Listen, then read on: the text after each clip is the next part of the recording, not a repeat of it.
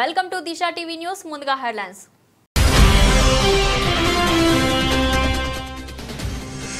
అంకు సుంకాల గండం.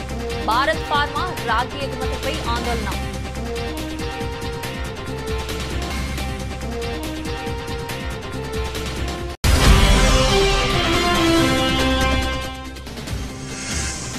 పాట్నాలో రాహుల్ గాంధీ తేజస్వి భారీ నిరసన. ఈసీకి వ్యతిరేకంగా ఉమ్మడి పోరు.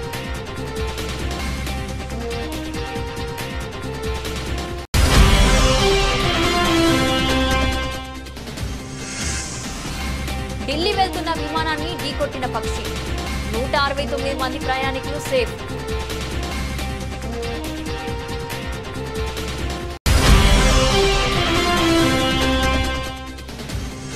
చిడిమెట్ల పోలీస్ స్టేషన్ పరిధిలో పోలీసులకి సవాల్ విసిన దొంగలు. మార్కండేయ నగర్ లో గల హెచ్డిఎఫ్సి బ్యాంక్ ఏటీఎంలో చోరీ.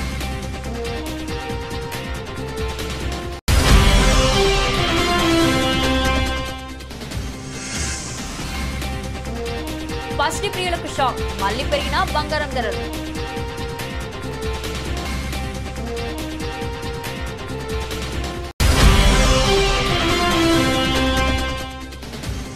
టెస్ట్ రిటైర్మెంట్ పై 2 నెలల తర్వాత స్పందించిన విరాట్ కోహ్లీ. గడ్డానికి రంగు వేసుకోవాల్సి రావడమే కారణమంటూ సరదా వ్యాఖ్య. అమెరికా అధ్యక్షుడు డొనాల్డ్ ట్రంప్ మరోసారి సుంకాల అస్త్రాన్ని ప్రయోగించారు. ఇప్పటికే ఉక్కు, అల్యూమినియం దిగుమతులపై భారీ సుంకాలు విధించిన ఆయన తాజాగా రాగి దిగుమతులపై ఏకంగా 50% సుంకం విధిస్తున్నట్లు ప్రకటించారు.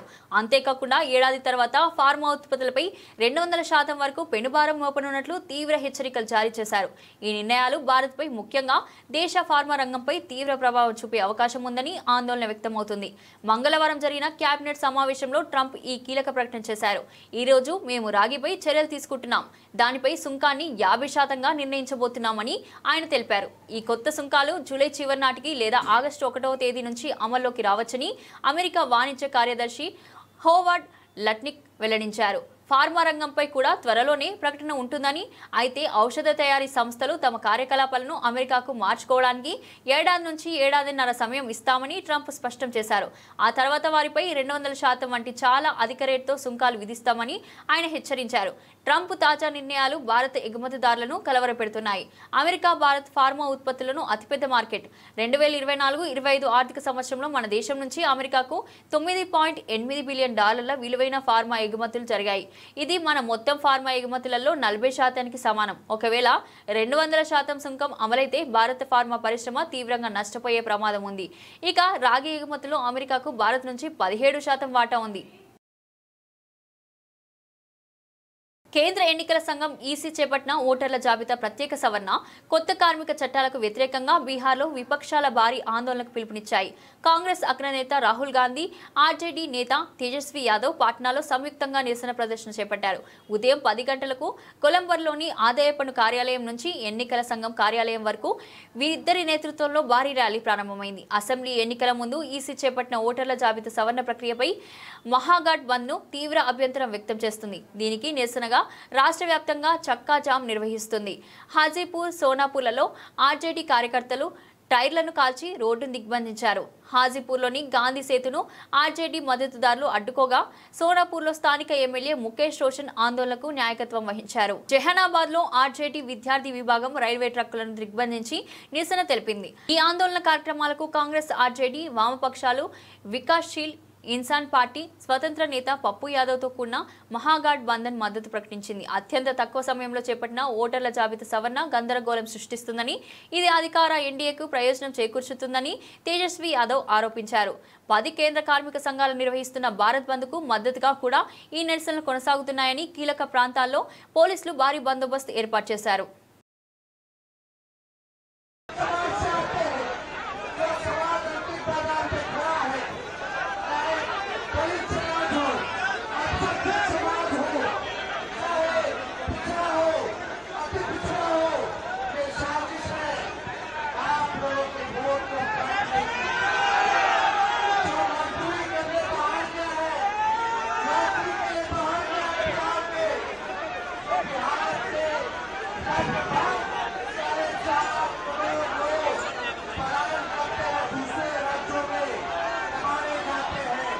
Okay.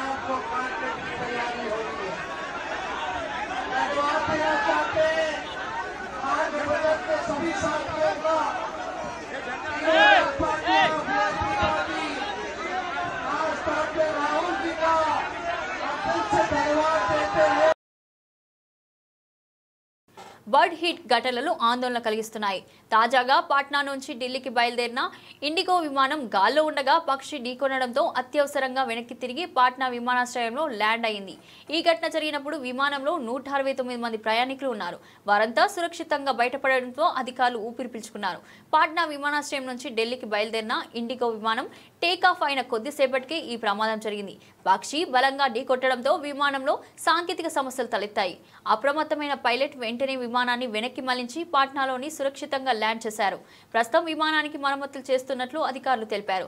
ఇటీవల కాలంలో ఇలాంటి ఘటనలు తరచూ జరుగుతుండడం గమనార్హం. ఇటీవలే పాట్నా నుంచి రాంచీ వెళ్తున్న మరో ఇండిగో విమానాన్ని గాల్లో గద్దడి కొట్టింది. ఆ సమయంలో విమానం దాదాపు 4000 అడుగుల ఎత్తులో ఉంది.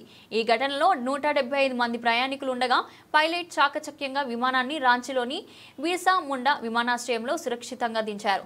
జూన్ 23న ఢిల్లీ నుంచి తిరువనంతపురం వచ్చిన ఎయిర్ ఇండియా విమానం ల్యాండ్ అవుతున్నప్పుడు పక్షి ఢీకొట్టి ఉంటుందని అనుమానించారు. ఈ కారణంగా తిరువనంతపురం నుంచి ఢిల్లీకి వెళ్లాల్సిన రిటర్న్ ఫ్లైట్ ను ఎయిర్ ఇండియా రద్దు చేసింది. ఇలా ప్రధాన విమానయాన సంస్థలకు చెందిన విమానాలు వరుసగా బర్డ్ హిట్ బారిన పడుతుండటంతో ప్రయాణికుల భద్రతపై ఆందోళన వ్యక్తమవుతుంది. రాష్ట్ర ప్రభుత్వ ఖజానాకు 1000 కోట్లు గండి కొడుతున్నారని హైకోర్టులో పీల్ వేశాం. ప్రభుత్వంలో అవినీతి జరిగింది కాబట్టి కోర్టులో 15 సార్లు వాయిదా తీసుకున్నారు. పౌర సరఫరాల శాఖలో జరిగిన కుంభకోణాన్ని బయటపెట్టిన బీఆర్ఎస్ ఎమ్మెల్యే గంగుల కమలాకర్ దళార్ల సంస్థలతో కుమ్మక్కై రాష్ట్ర ప్రభుత్వానికి రావాల్సిన 750 కోట్ల ఆదాయాన్ని ప్రభుత్వ పెద్దలు పంచుకున్నారు. 90 రోజుల్లో ప్రభుత్వానికి డబ్బులు చెల్లించకపోతే కాంట్రాక్టర్లు టెండర్లు రద్దు చేయాలి. కానీ 605 రోజులు గడుస్తున్నా టెండర్లు ఎందుకు రద్దు చేయలేదని బీఆర్ఎస్ ఎమ్మెల్యే గంగుల కమలాకర్ మండిపడ్డారు. ఈ ప్రభుత్వము ఈ పేరుకపోయిన ధాన్యాన్ని మొత్తం కూడా 38 లక్షల మెట్రిక్ టన్ ధాన్యాన్ని ఓపెన్ యాక్షన్ ద్వారా బయట సంస్థలకు అమ్మాలని చెప్పేసి టెండర్ పిలవడం జరిగింది. 38 లక్షల మెట్రిక్ టన్ ధాన్యాన్ని అమ్మడం, దాని ద్వారా 7,626 కోట్ల రూపాయలు ఆదాయాన్ని 90 రోజుల లోపల ప్రభుత్వానికి కట్టాలి. ఆ సంస్థలు 90 రోజులు 3 నెలల లోపల ఎవరైనా కానీ ధాన్యాన్ని చూసుకున్న తర్వాతనే టెండర్లో పాల్గొంటారు. ఆ ధాన్యాన్ని చూసుకొని టెండర్లో పాల్గొన్నారు, ఈఎండి కట్టుకున్నారు, ఈఎండి కట్టేశారు. అక్కడే బ్రోకర్లు అందరూ కూడా ఇన్వాల్వ్మెంట్ అయ్యి ప్రభుత్వాన్ని నష్టం చేయాలని చేసి అప్పుడే తెరదీయడం జరిగింది. ఈరోజు రైస్ మిల్లర్ దగ్గర ధాన్యం ఉన్నది, మేము ధాన్యాన్ని పెడతాం తీసుకోండి అంటే మాకు ధాన్యం వద్దు, ఎక్స్ట్రా డబ్బులు ఇవ్వాలని చెప్పేసి యథేచ్ఛగా వారు డిమాండ్ చేయడం, రైస్ మిల్లర్లందరూ కూడా మా దగ్గరికి రావడం, వారు మొరబెట్టుకోవడం. ఇంత అన్యాయం ఉంటుందా?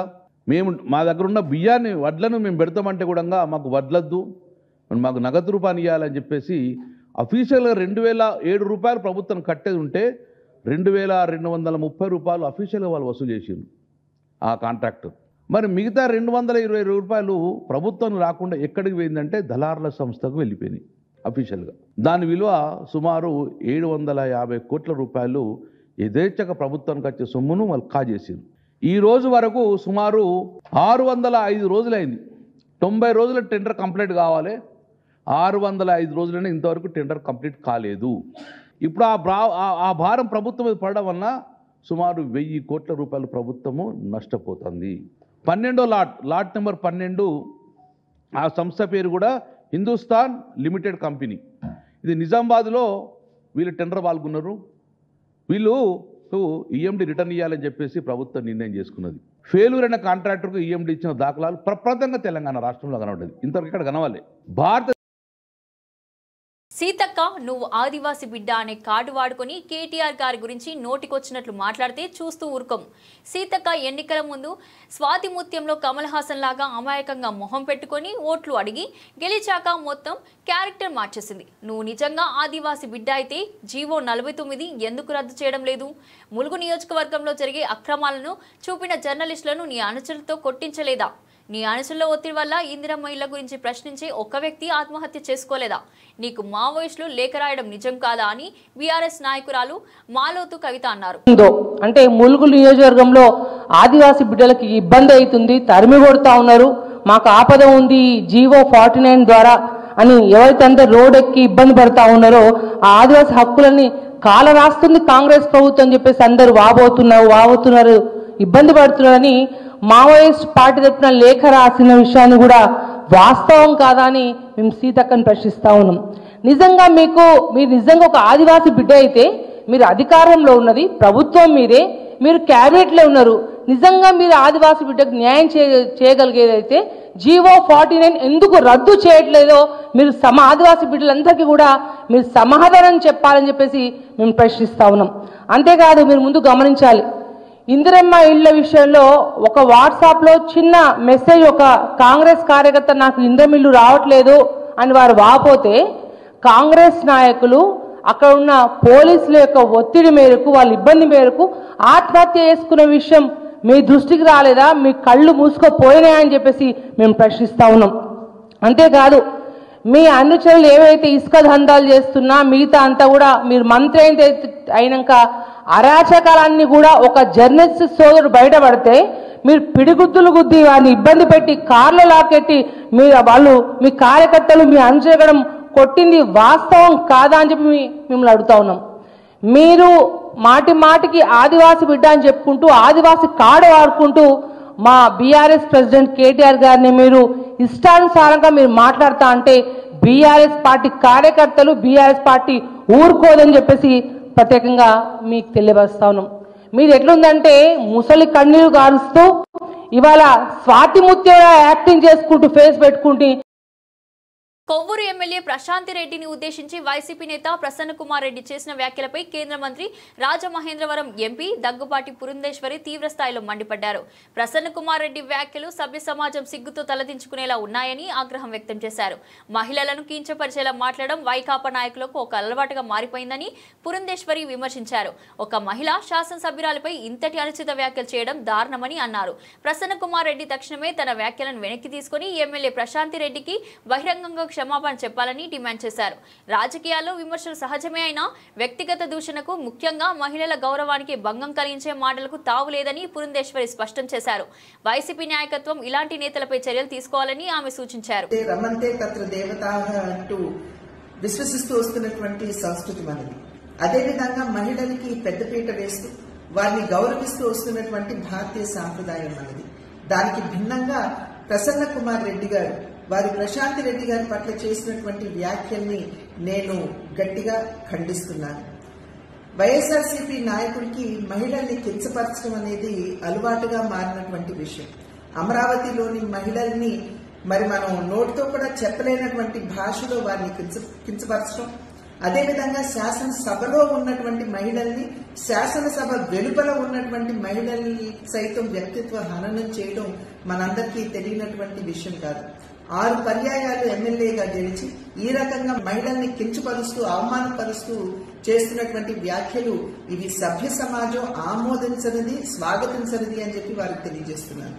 అదేవిధంగా వారికి నేను చెప్పేటువంటి విషయం, ఏదైతే ప్రశాంతి రెడ్డి గారి పట్ల వారు చేసినటువంటి వ్యాఖ్యలు ఉన్నాయో వాటిని ఒక్కసారి వారి తల్లి గారికి, వారి భార్య గారికి చూపమని చెప్పి నేను చేసినటువంటి అభ్యర్థన.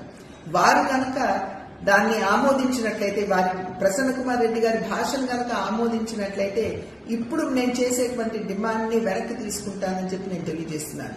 నా డిమాండ్ ఏమిటంటే, ఎటువంటి షరతులు లేకుండా ప్రశాంతి రెడ్డి గారికి బాహాటంగా ప్రసన్న కుమార్ రెడ్డి గారు క్షమాపణలు చెబుతూ వారు చేసినటువంటి వ్యాఖ్యల్ని వెనక్కి తీసుకోవాలి అని చెప్పి నేను వారికి తెలియజేస్తున్నాను. బీఆర్ఎస్ వర్కింగ్ ప్రెసిడెంట్ కేటీఆర్ పై టీపీసీసీ వర్కింగ్ ప్రెసిడెంట్ జగ్గారెడ్డి తీవ్ర విమర్శలు చేశారు. తమ సుదీర్ఘ రాజకీయ అనుభవం ముందు కేటీఆర్ ఒక జీరో అని, ఆయన ఒక చిన్న పిల్లాడిలా మాట్లాడుతున్నారని ఎద్దేవా చేశారు. ముఖ్యమంత్రి రేవంత్ రెడ్డిని చర్చకు పిలిచే స్థాయి కేటీఆర్ కు లేదని అన్నారు. మంగళవారం నాడు గాంధీ భవన్ లో మీడియాతో మాట్లాడిన జగ్గారెడ్డి కేటీఆర్ రాజకీయ ప్రస్థానాన్ని ప్రశ్నించారు. మేమంతా ఎన్నో ప్రయాసాలకు వచ్చి క్షేత్రస్థాయి నుంచి నాయకులుగా ఎదిగాం. కేటీఆర్ తన తండ్రి సీటిస్తే నేరుగా ఎమ్మెల్యే అయ్యారు. ఆయన ఎప్పుడైనా సర్పంచ్ గా గెలిచారా? జడ్పీటీసీగా గెలిచారా? రాజకీయాల్లోని కష్ట నష్టాలు, ఒడిదుడుకులు ఆయనకి ఎలా తెలుస్తాయి అని జగ్గారెడ్డి నిలదీశారు. కేటీఆర్ నోరు తెరిస్తే అబద్ధాలు చెబుతున్నారని, కాంగ్రెస్ నేతలు గాడిదలు అంటూ విమర్శిస్తే సహించేది లేదని హెచ్చరించారు. మీరు మిమ్మల్ని ఒక్క మాట అంటే మేము 10 మాటలు అంటాం. మీరు ముఖ్యమంత్రిని దూషించడం ఆపేస్తే మేము కూడా ప్రతి విమర్శలు ఆపేస్తాం అని స్పష్టం చేశారు. 18 నెలలు అధికారం లేకపోయేసరికి కేటీఆర్ గట్టున పడ్డ చేపలా కొట్టుకుంటున్నారని జగ్గారెడ్డి విమర్శించారు. సోదరి కవిత అరెస్టు వ్యవహారంతో ఆయన తీవ్ర ఒత్తిడిలో ఉన్నారని, అందుకే తరచూ విదేశీ పర్యటనలకు వెళ్తున్నారని ఆరోపించారు. కాంగ్రెస్ ను విమర్శించే ముందు కేటీఆర్ బాగా అధ్యయనం చేయాలని సూచించారు. ముఖ్యమంత్రి రేవంత్ రెడ్డి గారు ఢిల్లీకి ఎందుకు పోతున్నాడు? సెంట్రల్ గవర్నమెంట్ ప్రైమ్ మినిస్టర్ కానీ సెంట్రల్ మినిస్టర్స్ వాళ్ళందరూ కూడా ఢిల్లీలో ఉంటారు నిధుల కోసము. ఇప్పుడు సపోజ్ ఎరువులు కావాలి, ఢిల్లీకి పోవాల్సిందే. నిధులు కావాలి, ఢిల్లీకి పోవాల్సిందే. ఇరిగేషన్ ప్రాజెక్టులు, నీళ్ళ పంచాయతీ నడుస్తుంది, ఢిల్లీకి పోవాల్సిందే. 10 ఏళ్ళు పరిపాలించిన మంత్రిగా కేటీఆర్ గారు, మీ నాయన కేసీఆర్ గారు ఢిల్లీకి పోవాలా పోవద్దా అనే ఇంగిత జ్ఞానం మీకు లేకపోవడం బాధాకరం, దురదృష్టకరం. ఏముంటుంది ఆడ ముఖ్యమంత్రిగా 1కి 4 సార్లు ఢిల్లీకి పోయి ప్రధానమంత్రిని కన్సల్ట్, ఇరిగేషన్ మినిస్టర్ను, సివిల్ సప్లై మినిస్టర్ను, లేకపోతే ఆర్థిక శాఖ మినిస్టర్ను, మున్సిపల్ అడ్మినిస్ట్రేషన్ కానివ్వండి, ఇవన్నిటికి సంబంధించిన మన కోట ఏదైతే తెలంగాణకు ఢిల్లీ నుంచి రావాల్సిన ఆర్థికంగా ఉన్న మన కోట ఏదైతే రావాలో ఆ కోటకు 1కి 4 ఇంతలు అక్కడ ప్రైమ్ మినిస్టర్ని, మంత్రులని కలవాల్సిన బాధ్యత ఒక ముఖ్యమంత్రిగా రేవంత్ రెడ్డికి ఉన్నది. ఈ జ్ఞానం మీకు ఈ ఆలోచన ఎందుకు మర్చిపోతున్నారు అని ప్రశ్న. తప్ప ఇది కలవద్దా? ఢిల్లీకి పోవద్దా? నిధుల కోసము ఇంకా లేకపోతే నీళ్ళ పంచాయతీ కోసం ఢిల్లీకి పోవద్దా? పోయింది అందుకే కదా సీఎం రేవంత్ రెడ్డి గారు. అచ్చా, మీ నాయన కేసీఆర్ గారు ఈ రాష్ట్రానికి 10 ఏళ్ళు ముఖ్యమంత్రి ఉన్నాడు. మీరు ఆ పని మీరు ఎందుకు పోయారు? మీ నాయన ముఖ్యమంత్రి ఉన్నప్పుడు మీరు ఎందుకు పోయారు అంటే మీరు అంటే ఆయన సంతానం, కేసీఆర్ గురించి కాదు. మీరు ఎందుకు పోయారు అనేది ఒక ప్రశ్న మేము అడుగుతున్నాం. మీరు ఎందుకు పోయారు? ఆయనేమో ముఖ్యమంత్రి రేవంత్ రెడ్డి గారు ఏమో ఎరువుల కోసము, నీళ్ళ పంచాయతీ ఉన్నది, నిధుల కోసము, పరిపాలన పైన కొన్ని అంశాల మీద అక్కడ ప్రధానమంత్రిని, మంత్రులను కలవడానికి సీఎం రేవంత్ రెడ్డి గారు అక్కడికి పోతున్నాడు. మీరెందుకు పోయారు? మీ కుటుంబం ఎందుకు పోయింది ఢిల్లీకి? లిక్కర్ దంద చేయడానికి పోయారు. మీరు ఢిల్లీ పోయారు, లిక్కర్ దంద మొదలు పెట్టారు, విస్కీ బ్రాండ్ బీర్ల దంద స్టార్ట్ చేసిరాడ. కవిత దొరికింది, లోపల పడ్డది. కేటీఆర్ ఎందుకు పోయిండా అంటే కవిత జైల్లో పడ్డదని పోయిండు. హరీష్ మాజీ వైఎస్ జగన్మోహన్ రెడ్డి చిత్తూరు జిల్లా బంగారుపాలెంలో తీవ్రంగా నష్టపోయిన మామిడి రైతుల పరామర్శకు ప్రభుత్వం నుంచి తీవ్ర ఆంక్షలు, అడ్డంకులు ఎదురవుతున్నాయి. చిత్తూరు జిల్లాలో కర్ఫ్యూ వాతావరణం. చిత్తూరు జిల్లాలో సుమారు 2000 మంది నాయకులు, కార్యకర్తలకు పోలీసులు నోటీసులు జారీ చేశారు. మాజీ సీఎం పర్యటనకు హాజరు కావద్దని హెచ్చరికలు పంపారు. పర్యటనకు వస్తే రౌడీ షీట్ ఓపెన్ చేస్తామంటూ రైతులకు చిత్తూరు జిల్లా ఎస్పీ హెచ్చరికలు జారీ చేశారు. ఆటోలు, ట్రాక్టర్లు కనిపిస్తే సీజ్ చేస్తారు. రైతులను, ప్రజలను అడ్డుకోవడమే లక్ష్యం. పెట్రోల్ బంకుల వద్ద పోలీసుల ప్రహారం నిర్వహించారు. వాహనాలకు పెట్రోల్ పోయనీయకుండా అడ్డుకుంటున్నారు. మామిడి రైతులు రాకుండా బంగారుపాలెం వ్యవసాయ మార్కెట్ యార్డ్లో 116 దుకాణాల యజమానులకు పోలీసులు ముందస్తు నోటీసులు పంపారు. మార్కెట్ యార్డ్కు తాళాలు. గంగాధర నెల్లూరు నియోజకవర్గం ఎస్ఆర్పురం మండల వైఎస్ఆర్సీపీ నాయకులను చిత్తూరు జిల్లా పోలీస్ ట్రైనింగ్ సెంటర్లో బంధించారు. బంగారుపాలెం మార్కెట్ యార్డ్కు రైతులు రాకుండా వీకోట మండలం కారకుంట వద్ద పోలీసులు తనిఖీలు చేశారు. క్విడ్ ప్రోకోకు స్పష్టమైన ఉదాహరణ. కాంగ్రెస్, బీజేపీలు కుమ్మక్కై ధాన్యం కొనుగోలు టెండర్లో భారీ కుంభకోణానికి పాల్పడ్డాయి. ఈ భారీ అవినీతి నుంచి రేవంత్, ఉత్తమ్ తప్పించుకోలేరు. వారి రాజకీయ జీవితానికి సమాధి తప్పదు. 3 నెలలుగా భోజన బిల్లులు చెల్లించకపోవడం వల్ల విద్యార్థులకు నాణ్యమైన భోజనం అందక పస్తులు పండాల్సిన పరిస్థితి ఏర్పడిందన్నారు. గొడ్డు కారం, నీళ్ల సాంబారే భావి భారత పౌరులకు భోజనం అయ్యింది. మెనూ ప్రకారం పోషకాలతో కూడిన భోజనం అందించవలసిన ఉన్నప్పటికీ ప్రభుత్వ అలసత్వం వల్ల ఎక్కడా అమలు కావడం లేదు. తనిఖీలు చేయవలసిన అధికారులు చోద్యం చూస్తున్నారు. రాష్ట్ర వ్యాప్తంగా ఇదే దుస్థితి ఉన్నప్పటికీ పట్టించుకోవడంలో కాంగ్రెస్ ప్రభుత్వం నిర్లక్ష్యం వహిస్తుంది అని మాజీ ఎమ్మెల్యే పెద్ది సుదర్శన్ రెడ్డి నిప్పులు చెరిగారు. విద్యార్థుల బంగారు భవిష్యత్తుకు బాటలు వేస్తారని కోతలు కోసే రేవంత్ రెడ్డి కనీసం విద్యార్థులకు ఒక్క పూట అన్నం పెట్టే పరిస్థితులు కూడా లేవా అని ప్రశ్నించారు. టెండర్లో గోల్మాల్ చేసి ఇవాళ మనీ లాండరింగ్ జరిగింది. సివిల్ సప్లైస్ టెండర్ల కుంభకోణం జరిగింది. ధాన్యం టెండర్లు ఆనాడు నిర్ధారించినప్పుడు ఉండబడినటువంటి టెండర్ నోటీసు, అగ్రిమెంటు 100కు 100% వయలేషన్ జరిగింది. ఫుడ్ కార్పొరేషన్ ఆఫ్ ఇండియా దాన్ని సమీక్షించి నియంత్రించాల్సినటువంటి బాధ్యత గలటువంటి FCI కేంద్ర ప్రభుత్వం నడిపే బీజేపీ చేతిలో ఉన్నది. వాళ్ళు కూడా ఇందులో వాటాదారులే. ఈ కుంభకోణంలో స్టేట్ సివిల్ సప్లైస్ డిపార్ట్మెంట్కు కొన్ని పరిధులు ఉన్నాయి. ఈ పరిధులు వయలేషన్ జరిగినప్పుడు FCI కంట్రోల్ తీసుకోవాల్సిన అవసరం ఉండేది. వాళ్ళు కూడా వ్రాతపూర్వకంగా ఫిర్యాదు చేసినాము. అయినప్పటికీ దున్నపోతు మీద నీళ్లు పడ్డట్టే ఉన్నది కాంగ్రెస్ పార్టీకి. వీళ్ళు పంచుకున్నది నిజము. ప్రతి క్వింటాల్కి 223 రూపాయలు అదనంగా వసూలు చేసిళ్ళు. మొత్తం 38 లక్షల మెట్రిక్ టన్నుల ధాన్యం ఇంటూ 223 రూపాయలు అంటే ఒక టన్నుకు 2230 రూపాయలు ఇంటూ 38 లక్షల టన్నులు. ఇది వాళ్ళ స్కెచ్. అంటే 50% వసూలైనా ఇప్పటి వరకు 400 20 కోట్ల రూపాయలు 413 కోట్ల రూపాయలు ఇప్పటికీ అదనంగా ప్రభుత్వం పేరు చెప్పి అకౌంట్ల ద్వారా బిడ్డర్లు బ్రోకర్లు అదనంగా డబ్బులు వసూలు చేసిళ్ళు. 722 రైస్ మిల్లర్ల ద్వారా జరిగేటువంటి అకౌంట్ ట్రాన్స్ఫరు, బిడ్డర్స్ మధ్య ఉన్నటువంటి అకౌంట్ ట్రాన్స్ఫరు సంబంధించిన రసీదులతో కూడినటువంటి ఆధారాలన్నీ కూడా బీఆర్ఎస్ పార్టీ రాష్ట్ర వ్యాప్తంగా కలియదిరిగి కలెక్ట్ చేసి అన్ని ఆధారాలతో కూడినటువంటి కంప్లైంట్ను మరి గౌరవ హైకోర్టు చీఫ్ జస్టిస్ గారి ముందు పిల్ దాఖలు చేయడం జరిగింది బీఆర్ఎస్ పార్టీ. ఇలా సన్నవడ్లకు పోయిన వానాకాలంలో మీరు 19 లక్షల మెట్రిక్ టన్నుల సన్నధాన్యం కొనుగోలు చేసిళ్ళు మీ రికార్డు ప్రకారంగా. మొన్న జరిగిన ఎండాకాలంలో 25 లక్షల టన్నుల మెట్రిక్ టన్నుల సన్నధాన్యం మీరు కొనుగోలు చేసిళ్ళు. అంటే దాదాపు 44 లక్షల మెట్రిక్ టన్నుల సన్నధాన్యం ఇవాళ రాష్ట్ర ప్రభుత్వం దగ్గర మిల్లర్ల దగ్గర మూలుగుతూ ఉన్నది. మీ సన్న బియ్యం స్కీమ్కు సన్న వడ్ల అవసరం పడితే 44 లక్షల టన్నులు మీరే ఇవాళ సేకరించిన ధాన్యం మీ చేతిలో ఉండంగా 3 ఏళ్ల కింద ఉన్నటువంటి 2022 సంవత్సరానికి చెందినటువంటి సన్న వడ్లు టెండర్ ధాన్యం టెండరు దారును బిడ్డర్ను ఎస్కేప్ చేయడానికి తనతో మిలాఖతై క్విడ్ ప్రోకో పద్ధతిలో ఇచ్చుడు పుచ్చుకుండా అనేటువంటి పద్ధతి. జీడిమెట్ల పోలీస్ స్టేషన్ పరిధిలో పోలీసులకే దొంగలు సవాల్ విసిరారు. బాల్నగర్ ఏసీపీ ఆధ్వర్యంలో నాకాబందీ నిర్వహించిన 4 గంటల్లోనే అదే ఏరియాలో ఏటీఎం చోరీకి దుండగులు ఎగబడ్డారు. మార్కండేయ నగర్లో గల హెచ్డిఎఫ్సి బ్యాంక్ ఏటీఎంలో చోరీ చేశారు. గ్యాస్ కట్టర్ సహాయంతో ఏటీఎం మిషన్లో డబ్బులు ఇన్స్టాల్ చేసే బాక్స్నే దోచుకున్నారు. సీసీటీవీ ఫుటేజ్ ఆధారంగా కేసు నమోదు చేసి దర్యాప్తు చేస్తున్నారు. 2:45 నుంచి 3:25 మధ్యలో ఎర్లీ మార్నింగ్ ఇక్కడ హెచ్డిఎఫ్సి ఏటీఎం ఉంది. దీంట్లో 2 ఏటీఎంస్ ఉన్నాయి షట్టర్లో. వీటిని గ్యాస్ కట్టర్ ఉపయోగించి మనకు వచ్చిన సీసీ ఫుటేజ్ ప్రకారం ఒక 4 వ్యక్తులు 2 వీలర్స్ మీద వచ్చి దాంట్లో ఉన్న మనీ తీసుకుపోయినట్టుగా తెలిసింది. అయితే ఆ మనీ ఎంత ఉంది ఏంటి అనేది ఇంకా హెచ్డిఎఫ్సి వాళ్ళు మనకి తెలియజేయలేదు. వాళ్ళు 9:30కి ఒకసారి మొత్తం వాళ్ళ అకౌంట్ అంతా సరిచూసుకున్నాక మనకి చెప్తామని చెప్తున్నారు. సో డబ్బుల విషయం అయితే ఎంత పోయింది అనేది ఇంకా తెలియదు. వాళ్ళు బ్యాంక్ వాళ్ళు కన్ఫర్మ్ చేసినా చెప్తాను.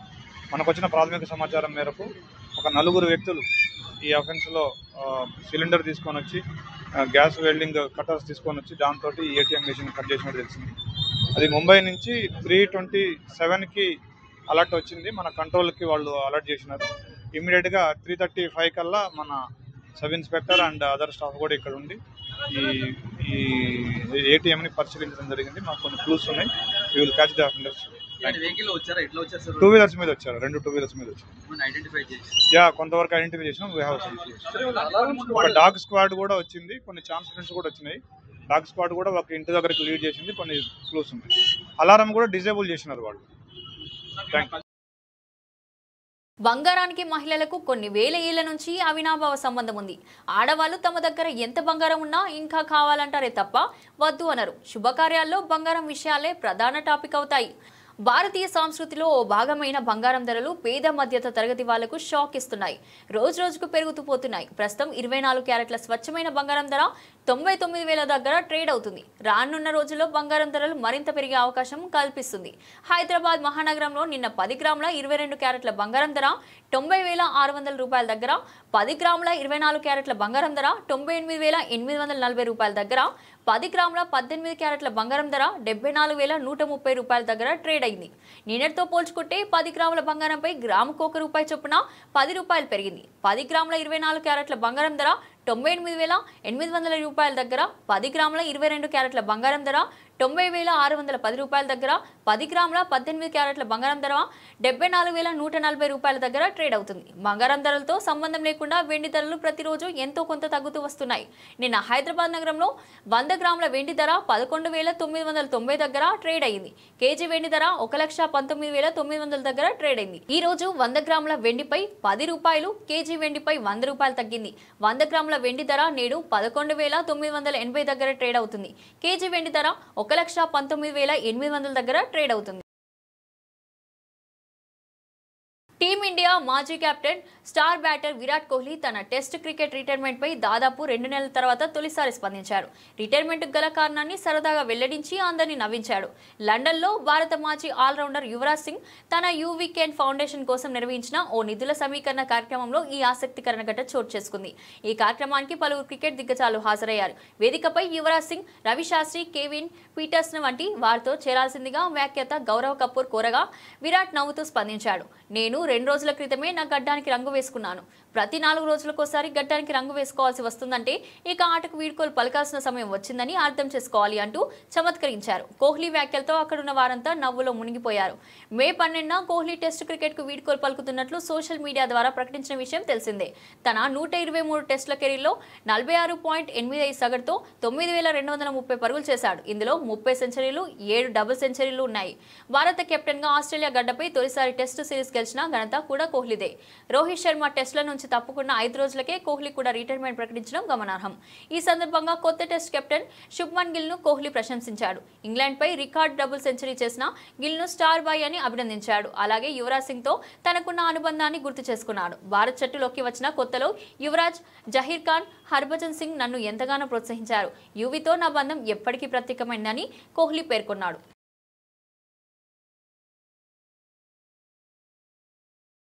బులెటిన్ ముగించే ముందు హెడ్లైన్స్ మరోసారి. అంకు సుంకాల గండం, భారత్ ఫార్మా రాగి ఎగుమతిపై ఆందోళన.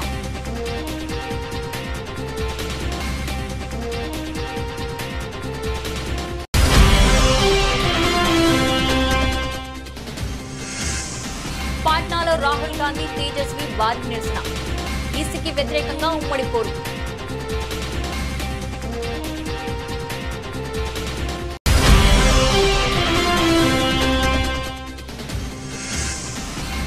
ఢిల్లీ వెళ్తున్న విమానాన్ని ఢీకొట్టిన పక్షి. 169 మంది ప్రయాణికులు సేఫ్.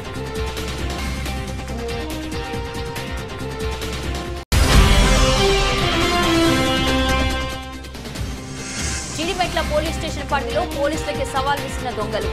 మార్కండేయ నగర్ లో గల హెచ్డిఎఫ్సి బ్యాంక్ ఏటీఎంలో చోరీ.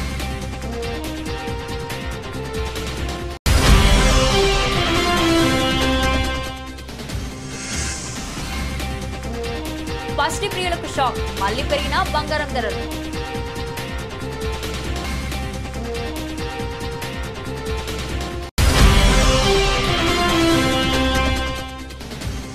టెస్ట్ రిటైర్మెంట్ పై 2 నెలల తర్వాత స్పందించిన విరాట్ కోహ్లీ. గడ్డానికి రంగు వేసుకోవాల్సి రావడమే కారణమంటూ సరదా వ్యాఖ్య.